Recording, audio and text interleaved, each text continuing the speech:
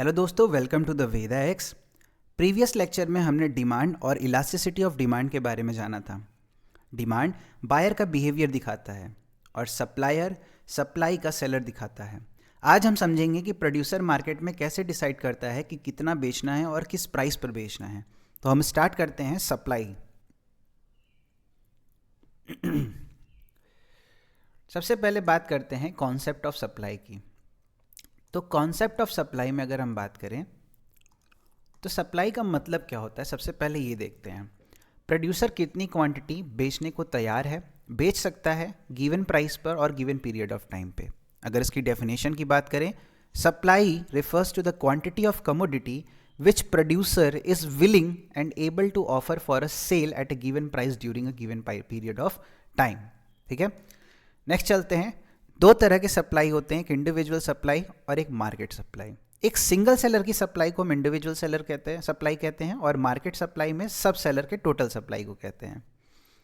Determinants क्या क्या होते हैं, तो कुछ इस तरीके से हम सप्लाई फंक्शन को डिनोट करते हैं,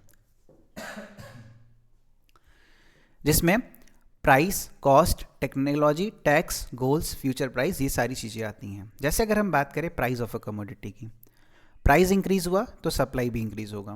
कॉस्ट ऑफ प्रोडक्शन की बात करते हैं, कॉस्ट इंक्रीज हुआ तो सप्लाई कम हो जाएगा, क्योंकि रॉ मटेरियल्स महंगे मिलेंगे तो सप्लाई कम करेंगे। टेक्नोलॉजी की बात करते हैं, बेटर टेक्नोलॉजी मिला तो सप्लाई ज़्यादा बढ़ेगा। गवर्नमेंट पॉलिसी की बात करते हैं, रॉ मटेरियल पर टैक्स बढ़ गया तो सप्लाई कम हो जाएगा, रॉ मटेरियल पर सब्सिडी प्रोवाइड किया गया तो सप्लाई बढ़ जाएगा। गोल्स ऑफ द फर्म की बात करते हैं, सेल मैक्सिमम गोल होगा तो सिर्फ सप्लाई करेगा वो। फ्यूचर एक्सपेक्टेशन की बात करते हैं, फ्यूचर प्राइस बढ़ा, एक्सपेक्टेड लगता है तो प्राइस प्रेजेंट सप्लाई घट जाती है। नेक्स्ट बात करते हैं सप्लाई फंक्शन की, जिसमें कि सप्लाई फंक्शन में ये प्राइस आता है, और अगर इसको एक्सटेंड करते हैं तो कॉस्ट, टेक्नोलॉजी और टैक्स, ये सारी चीज़ें भी आती हैं। नेक्स्ट बात करते हैं लॉ ऑफ सप्लाई की। अदर थिंग कांस्टेंट रहेंगे, याद रखना, जैसे डिमांड में कांस्टेंट थे। प्राइस और क्वांटिटी सप्लाइड के बीच एक डायरेक्ट रिलेशन होता है, और डिमांड में क्या था, इन्वर्स रिलेशन होता था। जैसे कि प्राइस बढ़ेगा तो सप्लाई, और प्राइस घटेगा तो सप्लाई भी घटेगा। लॉ ऑफ सप्लाई को समझते हैं। प्रॉफिट मोटिव की बात करते हैं, अगर हायर प्राइजेस हुआ तो ज़्यादा प्रॉफिट होगा तो सप्लाई भी ज़्यादा करेंगे। चेंज इन स्टॉक की बात करते हैं, प्राइस ज़्यादा हुआ तो स्टॉक को रिलीज़ करना पड़ेगा। टाइम पीरियड और सप्लाई की बात करते हैं, मार्केट पीरियड में हमेशा परफेक्टली इन इलास्टिक होता है जो सप्लाई नेचर होता है, और शॉर्ट रन में लेस इलास्टिक रहता है, लॉन्ग रन में मोर इलास्टिक रहता है। इंपॉर्टेंट है। नेक्स्ट बात करते हैं exception of law of supply की।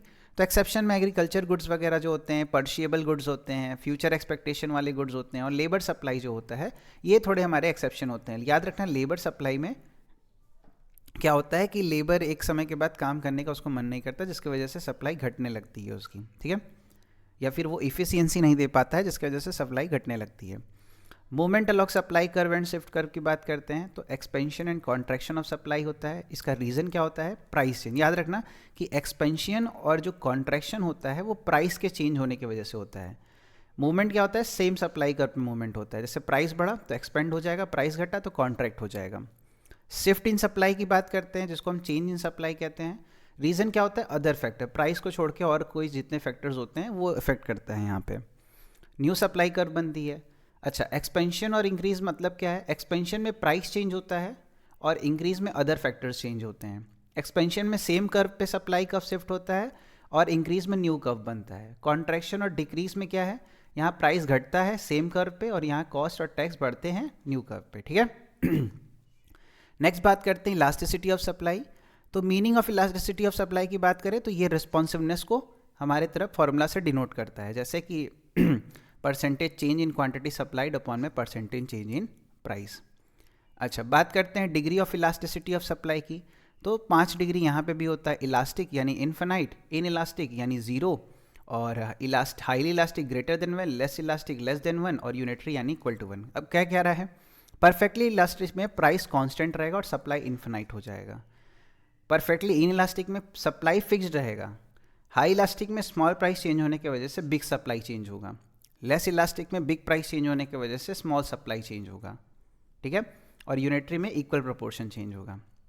अगर इस तरीके से हम यहाँ बात करें तो ये ग्राफ तुम देख सकते हो कि परफेक्टली इन इलास्टिक में कैसे हुआ है, जैसे यहाँ परफेक्टली इन इलास्टिक में अगर हम देखें तो इन्फिनाइट सप्लाई हो गया है, ठीक है, क्योंकि यहाँ पे ये टच कर रहा है प्राइस कांस्टेंट। फिर दो मेथड और होते हैं, परसेंटेज मेथड और जियोमेट्रिक पॉइंट मेथड, याद रखना।